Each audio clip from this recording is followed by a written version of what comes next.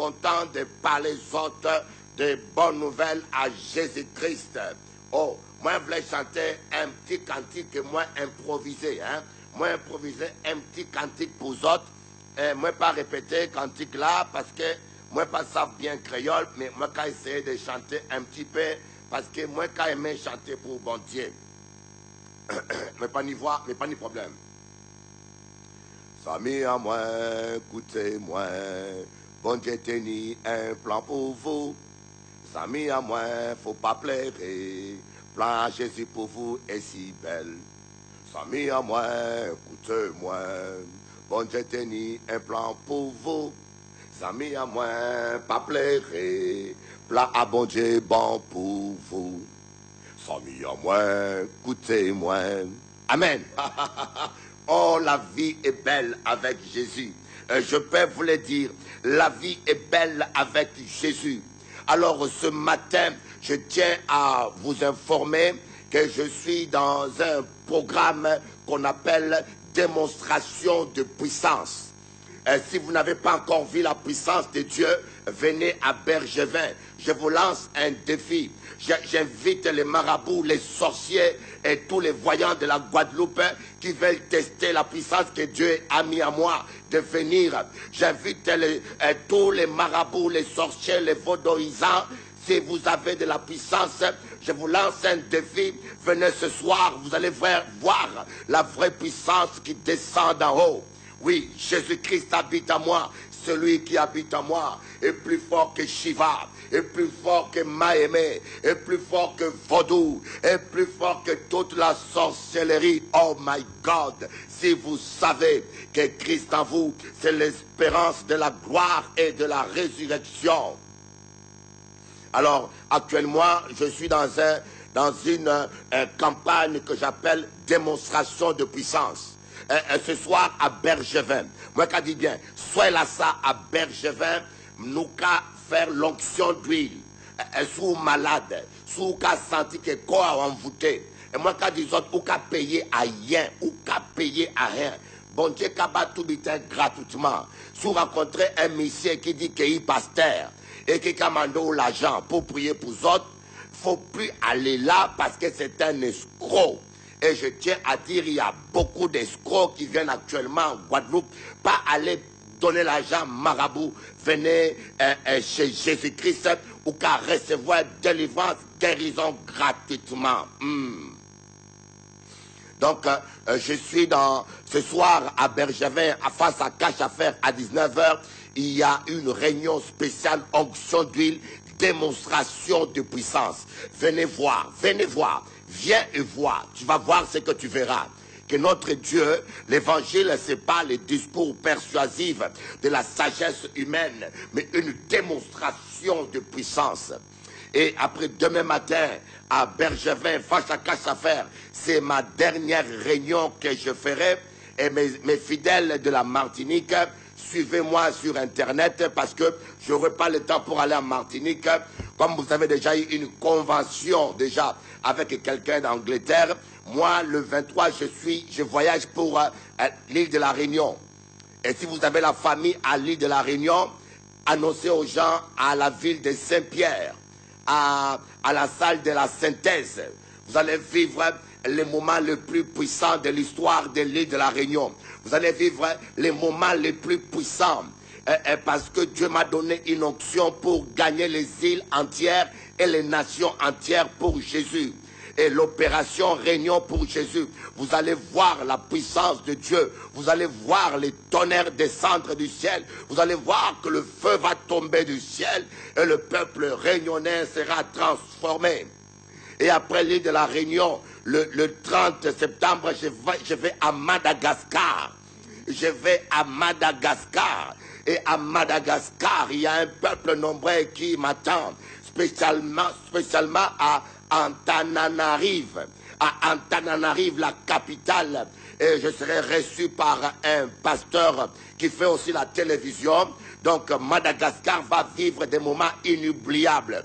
Nous sommes à la conquête. Il ne faut pas rester distrait avec des futilités, des gens qui passent leur temps à faire la guerre des religions. Ce n'est pas le temps de faire la guerre des religions. Nous devons gagner des âmes pour Dieu. Nous devons gagner le monde pour Dieu. Nous devons aller à Thaïlande, en Inde, au Japon, aller dans le coin du monde où prêcher l'évangile. Ne restez pas cantonnés en Guadeloupe en train de vous battre pour un plat de lentilles, en train de faire la guerre des religions pour des cacahuètes.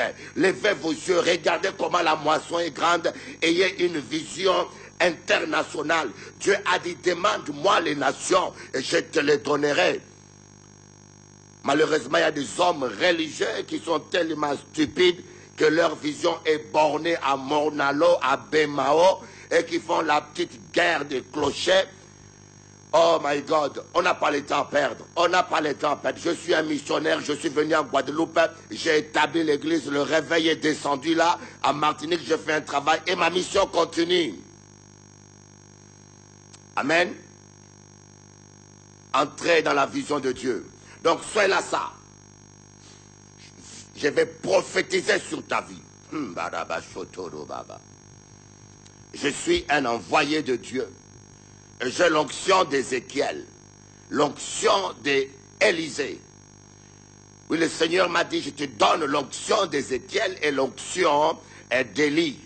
Tu vas frapper ton manteau sur la rivière s'ouvrira en deux. Tu vas prophétiser sur les ossements desséchés et le miracle va naître.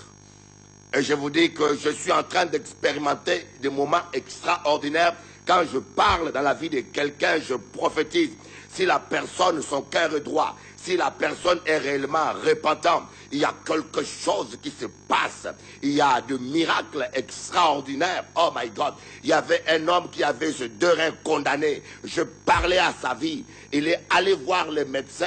Ces 2 reins ont commencé à fonctionner. Il est le même hier, aujourd'hui et éternellement. Et j'aimerais te dire que oh, je sens qu'aujourd'hui, là, il y aura des miracles. Oh, aujourd'hui, là, je vais prier pour les gens. Il y aura des miracles dans vos maisons.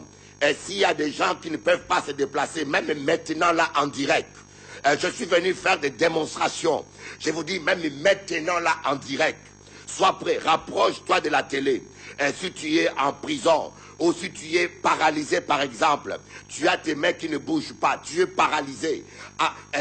Dis à quelqu'un qui soulève ta main et touche la télé avec cette main-là. Et si tu as quelqu'un qui est mort, qui a moins de 60 ans près de toi, un jeune homme qui est mort, si vous êtes en deuil, osez simplement, prends une main, pose sur le mort et prends une main, touche la télé, s'il vous plaît. Si vous êtes en deuil et que vous avez quelqu'un qui est mort, un jeune qui est mort, écoutez-moi bien, ne réfléchis pas, prends ta main, touche la télé maintenant et prends une main, touche sur le mort, s'il vous plaît, ose simplement le faire. Il est temps que la Guadeloupe soit secouée. Nous sommes là pour faire la démonstration de puissance. Le monde a besoin de voir la puissance de Dieu. Le monde a besoin de la démonstration. Parce que nous avons un Dieu tout-puissant. Nous avons un Dieu capable. Jésus a dit, ceux qui croient à mon nom feront les mêmes œuvres que je fais et même de plus fort, de plus grand.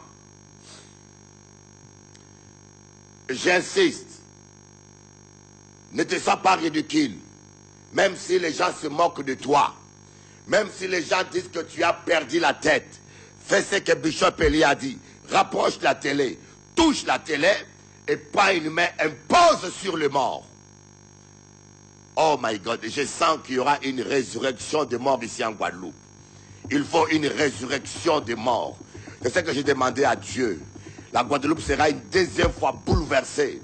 Les gens vont dire, mais qu'est-ce qui est arrivé? Oh, Rabacharababa, Yakama Shotokanda, Yakababa Yotokanda, Yekama Shetokanda Rabayente, Yekorobana Yitakarababa Sheke, Yotoroba Yakababa, Yandaba Shotomana Yeka, Orata Sandara Kanda, Orama Yotokarababa, Oranda Shikoromana, Yokotoro Baba Shende, Yabarakanda Baba, Orata Shekata Yondo, Orakama Yokotokanda, Oraba Sheke, reçois maintenant, reçois, impose-toi les mains, si tu as des problèmes dans la maison, problèmes de tête, impose-toi les mains là où tu es malade, le feu de Dieu est en train de descendre maintenant, reçois, Oraba Shoko Bakarabaye Kababa, Yotokanda Bashi Karabasoko, Rabasotoro Baba, au nom de Jésus. Dans le nom de Jésus. Dans le nom de Jésus. Que la lumière soit dans ta vie maintenant. Que la lumière soit. Que le miracle soit. Que la guérison soit. Que la restauration soit. Au nom de Jésus. Que les chaînes tombent. Que la lumière soit. Et la lumière est maintenant. En Roma Soko Baba. Christ habite à moi, c'est le Dieu Tout-Puissant à moi.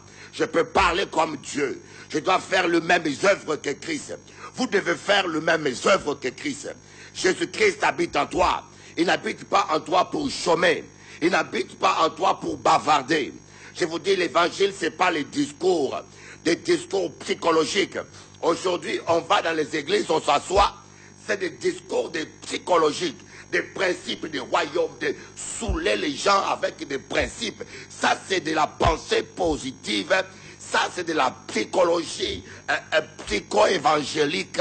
Mais nous prêchons la croix de Jésus. Scandale. C'est un scandale pour les gens. Nous venons avec la démonstration de puissance. C'est là où on reconnaît les enfants de Dieu. Celui qui croit en Christ fera le même œuvre que Christ. Et il en fera même de plus grandes. Voilà le temps qui est arrivé. La France, je vous dis que je suis allé à Paris pour récupérer Paris. Dieu m'a donné Paris, je vous l'ai dit. Dieu m'a donné Paris. Bientôt, je vais passer des canaux 10 dans les chaînes métropolitaines. Bientôt, ils viendront filmer les miracles. Parce que Jésus-Christ est le même. Oh my God, oh my God. Roma Shakababa. Au commencement, l'Esprit de Dieu s'est mouvé au-dessus des eaux. Dieu a commencé à parler. Que la lumière soit. Il parlait simplement. Et l'Esprit de Dieu amenait les choses à la création. Et aujourd'hui, il est l'alpha et l'oméga. Écoutez-moi ces rimes-là. C'est un rime. Il est l'alpha et l'oméga. Vous comprenez? Écoutez bien ça. Il est l'alpha, la première lettre de l'alphabet grec. Et l'oméga, la dernière lettre de l'alphabet grec. Le 2 se retrouve en Dieu. Le commencement et la fin se croisent en Christ. Voyez, le commencement, à travers des âges, Dieu s'est révélé. À travers des âges, il s'est manifesté de différentes manières. Et à la fin, le commencement et la fin en Christ. Donc en un mot, Dieu va opérer à la fin comme il a opéré au commencement. Au commencement, qu'est-ce que Dieu a fait? Il parlait. Au commencement, Dieu a fait quoi? Il parlait. Nous sommes dans un temps prophétique par excellence. Écoutez-moi bien. Nous sommes dans un temps prophétique par excellence. C'est le temps où Dieu est en train de répandre l'onction d'Ézéchiel, l'onction du prophète Élie, l'onction où Dieu veut que vous puissiez parler. Vous puissiez parler simplement. Voyez, David a gagné le combat en parlant. David n'a pas bâti Goliath avec une pierre. Ce n'est pas la pierre qui a tué Goliath, c'est les paroles que David a prononcées. Avant même de commencer la bataille, David a dit Goliath, au cas jouer avec moi, au cas mépriser, dis mon bon Dieu, moi qu'a dit où, moi qu'a coupé tes là, tes déjà coupé. Aujourd'hui là, ou qu'a tombé raide et les oiseaux là qu'a mangé chez Raoult. Voyez, Avant même de commencer la bataille, David a commencé à prophétiser.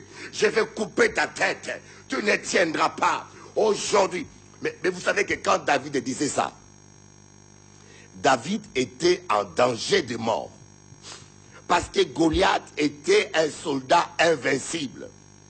Parce que humainement parlant, David avait une chance sur 100 de vaincre Goliath.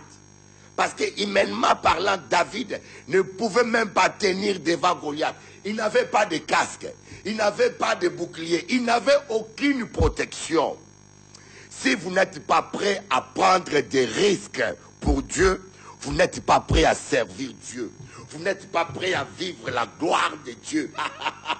Oh my God, je sens quelque chose. Si vous n'êtes pas prêt à affronter votre peur, à affronter la honte, si vous n'êtes pas prêt à affronter le ridicule, si vous n'êtes pas prêt à prendre des risques pour Dieu, vous n'êtes pas prêt de marcher avec le Saint-Esprit. David a pris le risque qu'on lui coupe la tête. Il s'est allé se présenter devant Goliath, sans bouclier, sans casque, sans armure.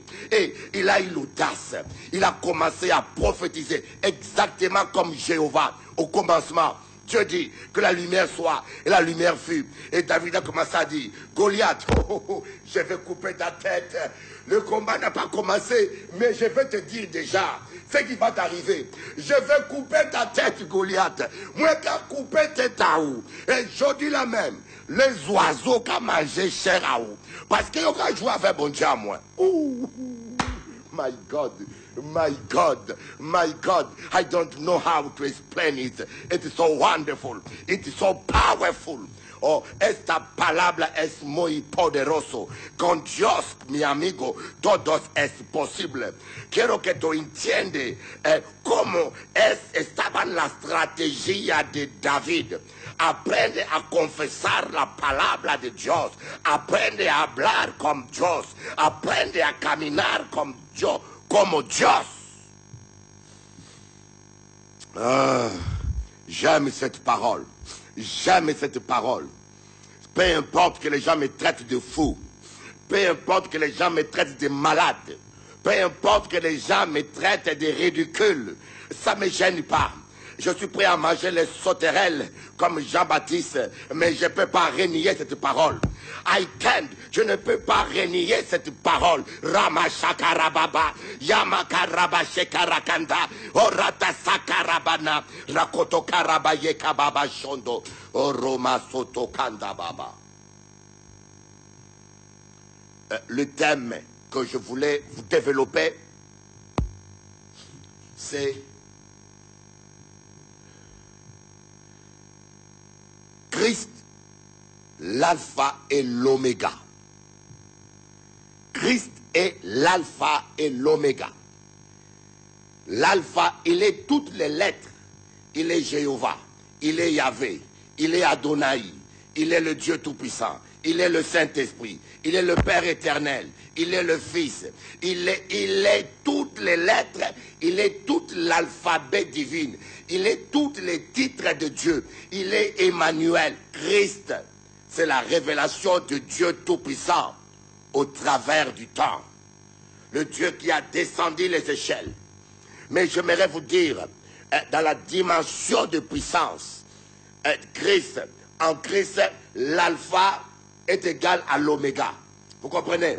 Si vous comprenez les mathématiques spirituelles, vous savez que ça existe, les mathématiques spirituelles. Je ne sais pas si on ne vous l'a pas dit en théologie, mais je vous dis que ça existe, les mathématiques spirituelles. Parce que l'apôtre Jean dit que celui qui a l'intelligence calcule le nombre de la bête, car c'est un chiffre, c'est un nom d'homme, c'est un chiffre d'homme. Que celui qui a l'intelligence calcule. Il existe les mathématiques spirituelles. Donc en Christ, l'alpha devient égal à l'oméga. C'est-à-dire que comme Dieu opérait au commencement, quand vous êtes en Christ, la fin, maintenant à la fin des temps, à l'âge de l'église de Laodicée, à l'âge prophétique, à l'âge de l'aigle, où l'être qui est la tête de l'animal est en train de parler, à l'âge où l'onction prophétique se manifeste par excellence, vous devez commencer à opérer avec la parole de Dieu. Commencez à déclarer, comme Dieu a déclaré au commencement, je vais prospérer. Voilà pourquoi l'apôtre Paul, animé par le même esprit, il a dit que le faible dise, je suis fort. Et que le pauvre dise, je suis riche. Il n'a pas dit que le faible prie pour devenir fort. Non. Il n'a pas dit que le pauvre prie pour devenir riche. Non. Il a dit que le faible dise, je suis fort. Que le pauvre dise, je suis riche. Et dis-toi, je suis guéri. Je suis guéri par les maîtrissures de Jésus. C'est par la confession de la parole de Dieu que nous créons la vie. Confesser la parole de Dieu, c'est activer la promesse de Dieu dans ta vie. Confesser la parole de Dieu, c'est s'aimer une graine dans ton cœur. Vous voyez, quand vous avez des graines dans votre cuisine, quand vous ne les sémez pas, elles ne peuvent pas pousser. Mais quand vous prenez la graine, vous la sémez dans le jardin, vous l'arrosez, elle va commencer à pousser. Et vous avez la connaissance, vous avez la Bible, vous avez le Logos, les promesses de Dieu entre vos mains. Mais quand vous allez commencer à la confesser avec votre bouche, c'est en ces moments-là que vous êtes en train d'activer ces promesses. Vous êtes en train d'activer. Mais si vous confessez le contraire, ce n'est pas étonnant que vous puissiez vivre le contraire.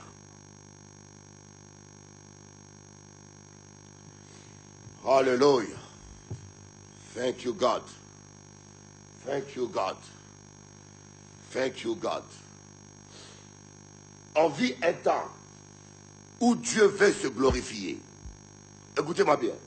On vit un temps où Dieu veut se glorifier.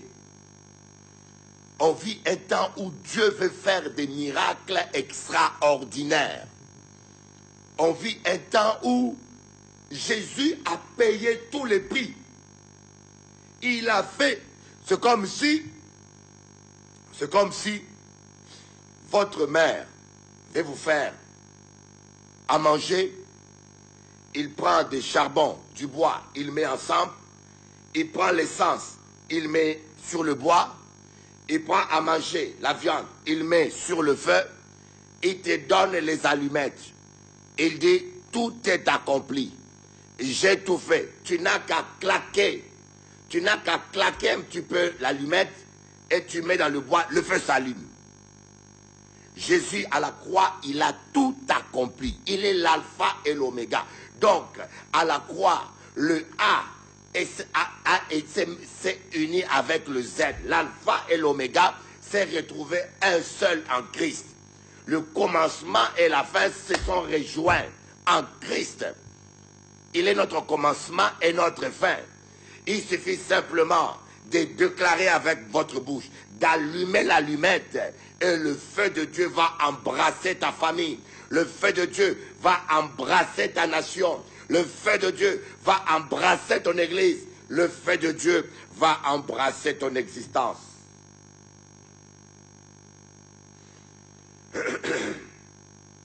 La puissance de Dieu, il est l'alpha et l'oméga.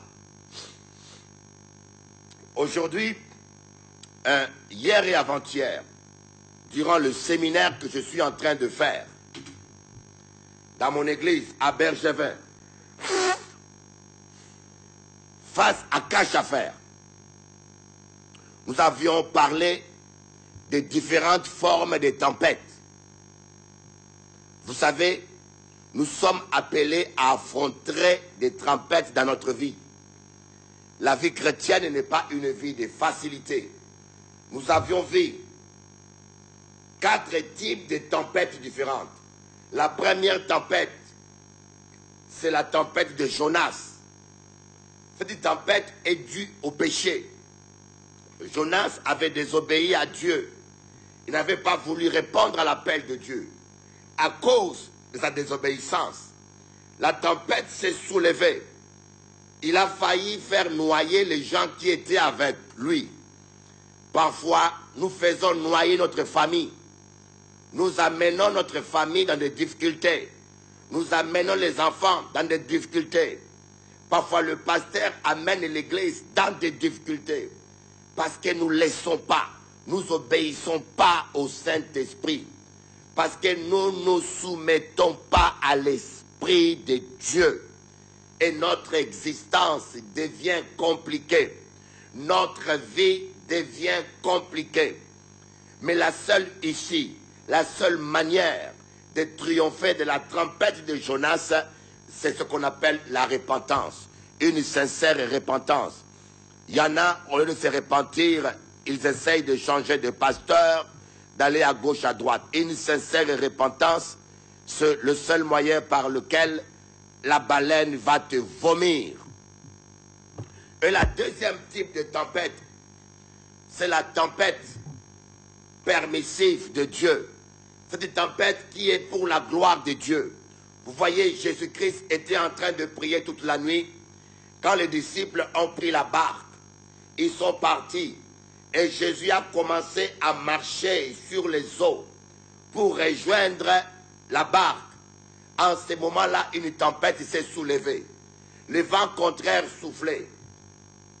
N'avez-vous jamais remarqué que Jésus n'a pas arrêté la tempête? Jésus n'a même pas parlé à la tempête. Jésus ne s'est même pas occupé de la tempête. Il a continué à marcher. Il a simplement continué à marcher. Les disciples l'ont regardé. Ils ont pensé que c'était un fantôme. Ils ont commencé à crier « Fantôme, fantôme, fantôme, Sukunya, Sukunya ».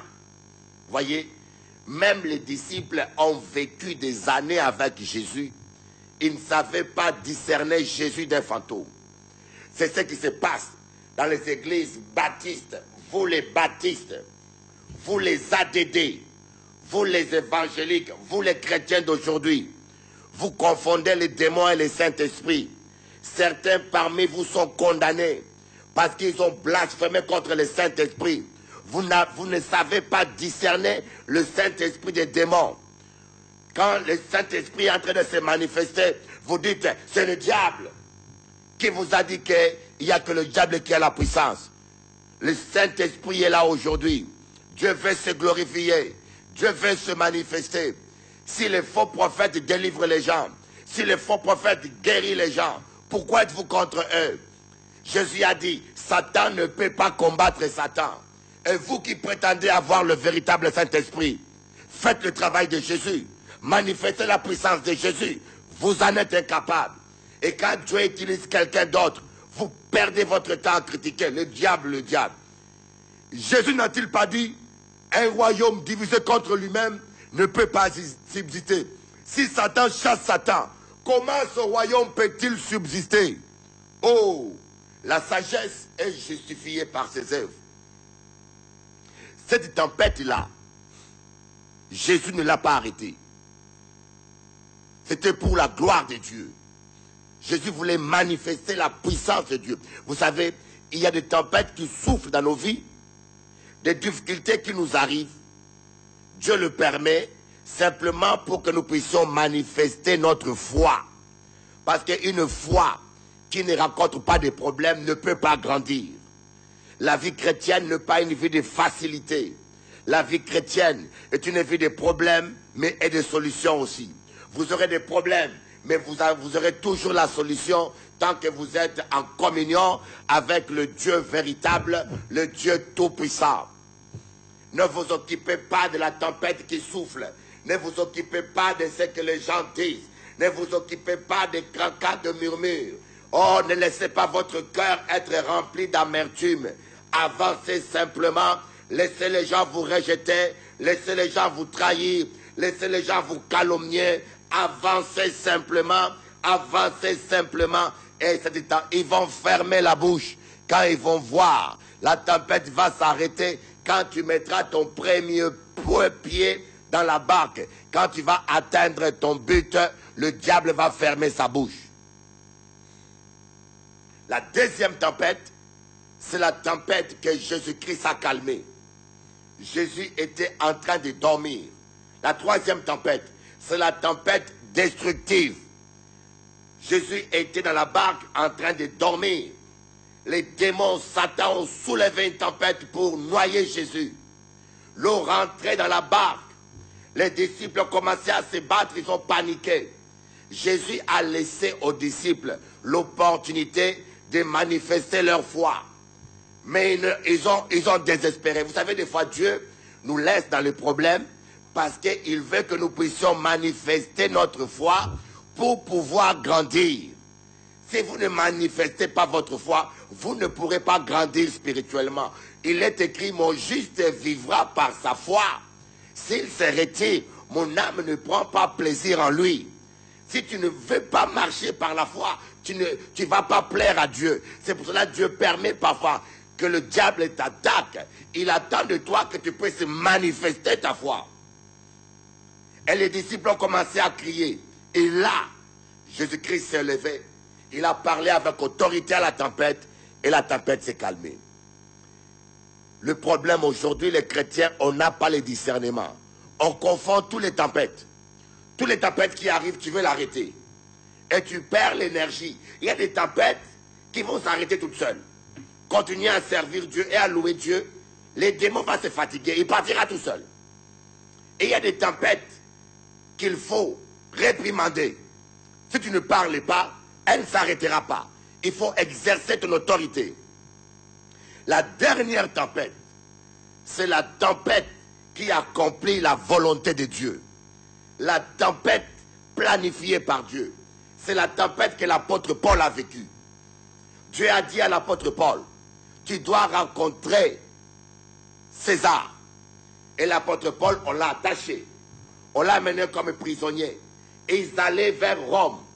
Mais en cours de chemin, Dieu avait un plan pour les habitants de Malte. Cette île-là, Dieu voulait sauver des gens là-dedans. Alors Dieu savait que le capitaine n'allait jamais obéir à l'apôtre Paul. Dieu dit à l'apôtre Paul, ne t'inquiète pas, il y aura une tempête. Je sais pourquoi je le permets. Personne ne mourra. Vous savez, quand Dieu permet une tempête, personne ne meurt. Quand Dieu permet une tempête, ça ne va pas vous faire aucun mal. Vous voyez, le feu de Dieu brûlait sur un buisson et le buisson ne se consumait pas. Moïse a vu le feu de Dieu qui brûlait un buisson et le buisson ne se consumait pas. Dieu ne nous consume pas. Lorsque Dieu permet une tempête, ça ne nous fait toujours aucun mal et on en sort toujours victorieux et agrandi. L'apôtre Paul a fait naufrage. Vous voyez, il n'a pas calmé la tempête. Il n'a pas dit, moi qui a fait comme Jésus, moi qui a parlé à la tempête là. Parce que l'apôtre Paul avait le discernement. Il était toujours à l'écoute du Saint-Esprit. Il n'agissait pas par hasard. Il n'agissait pas dans la chair. Quand vous priez dans la chair, vous risquez de prier contre Dieu. L'apôtre Paul n'a rien dit. Il y a eu naufrage. Oh, il y a quelqu'un là qui est en train de faire naufrage. Il y a quelqu'un là qui est en train de faire un naufrage sentimental. Il y a quelqu'un là qui est en train de faire un naufrage familial. Il y a quelqu'un là qui est en train de faire un naufrage financier. Ne t'angoisse pas, ne t'inquiète pas. Accroche-toi sur Jésus. Tu vas t'en sortir. Et Dieu sait comment il va se glorifier. Et finalement, le plan de Dieu s'est accompli. L'apôtre Paul a fait naufrage à l'île de Malte. Une fois arrivé à l'île de Malte, il a dit, moi qui ai fait un petit feu pour réchauffer, moi, pour manger, pour griller un petit poisson. Parmi tous ces prisonniers, l'apôtre Paul commence à faire le feu. Vipère là qui a sorti, la vipère l'a mordi. Un deuxième malheur qui arrive encore. Malheur sur malheur. Les gens ont dit, ah, ce monsieur-là, il est maudit. C'est le diable en personne. Il a échappé au malheur de naufrage. Maintenant, il arrive sur terre. C'est maintenant la vipère. C'est qu'il est vraiment maudit. Et c'est que vraiment, il a fait du mal. L'apôtre Paul s'est rappelé de la promesse de Dieu. Dieu lui a dit, il doit comparaître devant César. Ça veut dire qu'il est impossible qu'il meure sans comparaître devant César. C'est pour cela qu'il a cru à la parole de Dieu. Il a cru que la parole de Dieu est plus puissante que le venin de la vipère. La parole de Dieu est plus puissante que le poison des hommes. La parole de Dieu est plus puissante que le virus de sida.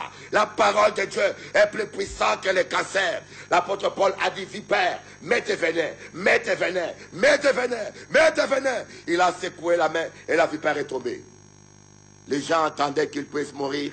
Les gens qui attendent ta mort, Les gens qui changent, qui attendent ta fin, ils vont changer d'avis. Ils vont bientôt changer d'avis.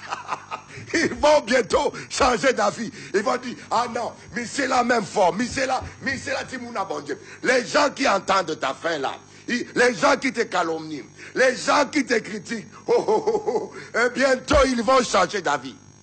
Je ne vous dis pas le nombre de pardons que je reçois par email. Le nombre de Guadeloupéens, Martiniquais, qui ont parlé mal de moi, maintenant qui sont confondus, qui m'écrivent, Bishop Eli, excusez-moi, je ne savais pas, j'étais calomnié, excusez-moi, je ne savais pas, mais j'étais pris pour un faux prophète, pardonne-moi, excusez-moi. Moi, quand excusez les autres, les gens qui t'attaquent, ils vont changer d'avis, laisse la vipère. Et en fin de compte, quand ils ont vu que l'apôtre Paul n'était pas mort, ils ont changé d'avis, ils ont dit, cet homme-là, ce n'est pas un homme, c'est un Dieu. Toute l'île de Malte s'est convertie. Toute l'île de Malte s'est convertie par un miracle. Vous voyez, il y a des tempêtes que Dieu permet, que Dieu planifie. C'est pour sa gloire. Il ne faut pas que vos yeux s'arrêtent au naufrage. Il ne faut pas que vos yeux s'arrêtent à la tempête. Écoutez-moi bien. Écoutez-moi bien ça. Écoutez-moi bien. La tempête, c'est un rhéma, hein? C'est un rhéma, je vous parle d'une manière imagée. La tempête, c'est le vent. La puissance du vent qui souffle. Votre vie, c'est un bateau. Votre vie est un bateau. Et vos paroles, votre langue, c'est le gouvernail. Le gouvernail, je pense, du bateau.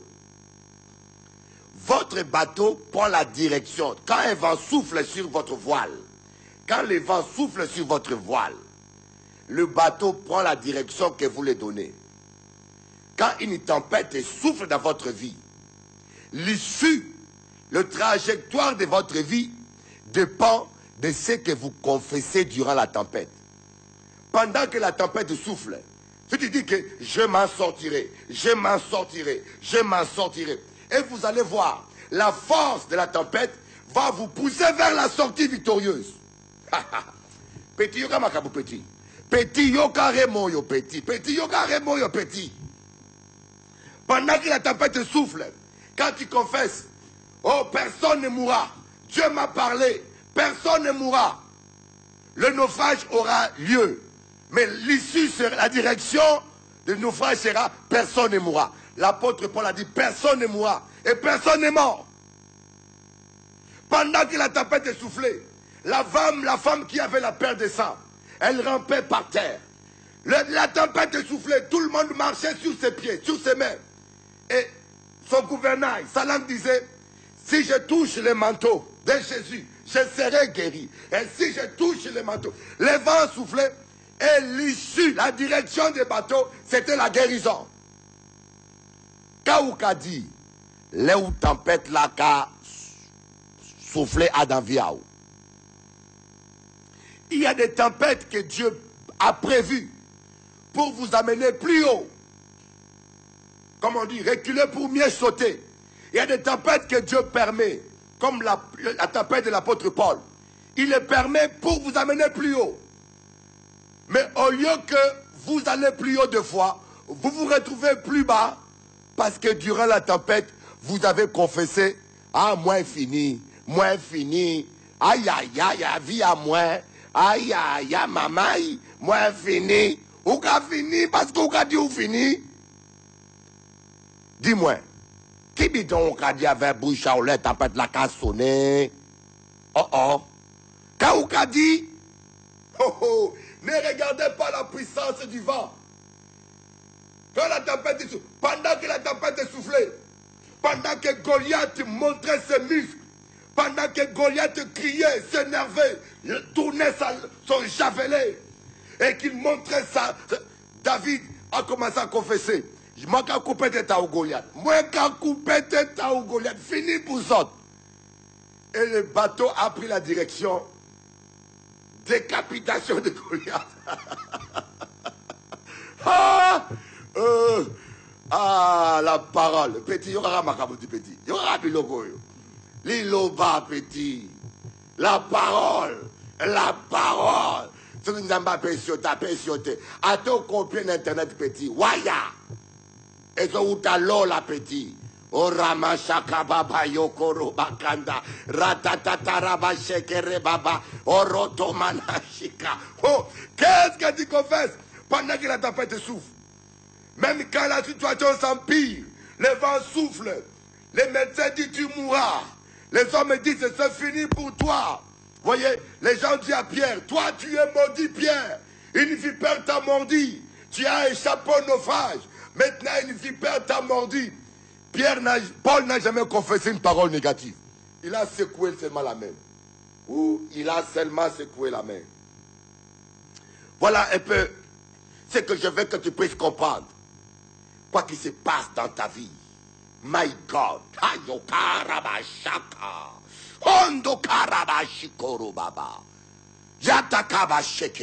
Viens mon ami. Venezuela.